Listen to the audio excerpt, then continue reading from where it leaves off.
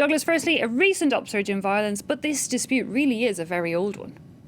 Yeah, what we're seeing is really the latest episode in a long line of military confrontations along what is called this disputed border high up in the Himalayas, about 14,000 feet, 4,300 meters, called the line of actual control. Now, what all that is it's a demarcation line. It's not even a formal boundary that emerged from a 1962 war. We're going back really just about 50 years here. 1962 war over between India and China over who controls this region. It's in Kashmir. It's in an area called Ladakh. And what you've basically been having is a lot of muscle flexing, a lot of big egos, a lot of ambitions on both sides. You have, two nuclear-armed powers with the largest populations in the world, basically going at it in this remote, inhospitable, icy region, home to really just a few herdsmen and some soldiers, Indians and Chinese, on either side of this line of actual control, as they call it, going at it really with a much broader agenda. It's really symbolic of the broader ambitions of both countries to bolster and flex their territorial ambitions, their aims, their territorial claims, and so it's almost like a proxy, this fight, in this broader context in which we've seen China sort of, reinforcing its grip and its claims on places like Taiwan, on Hong Kong, in the South China Sea, India, for its part, facing off with Pakistan. Obviously, these are areas that have nothing to do with this remote Himalayan region, but all of these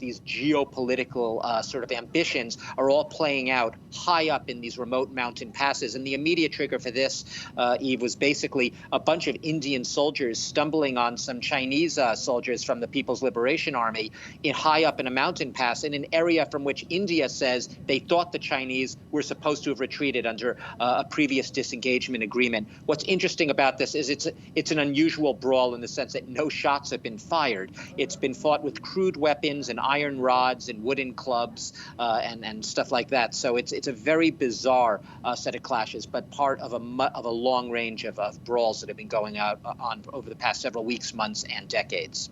Now, Douglas, I haven't heard any official reaction from either side, neither from Beijing or New Delhi, but we are expecting Narendra Modi to make a public statement on it today. What do you think he might do?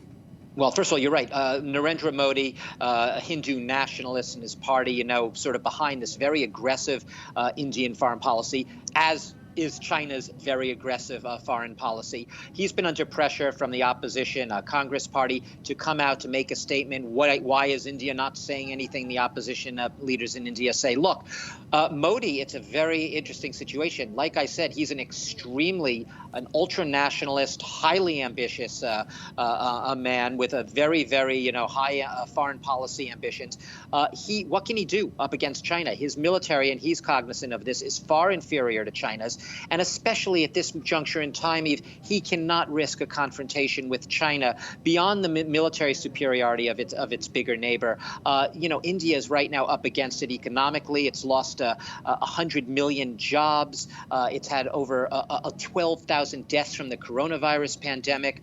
India is, if not down, it's been very much out in a sense. And it's really dealing with so many other crises right now that these clashes are not something it can risk to escalate. Neither side may be willing to compromise, but there's also some tacit recognition, at least on either side, not to try to escalate things further. Yes, fighting is going to probably continue, but no, we probably will not expect any very dramatically belligerent acts from either side, because neither one really wants to, at this moment in time, provoke a much wider and military escalation in this area. Okay, Douglas, thanks indeed.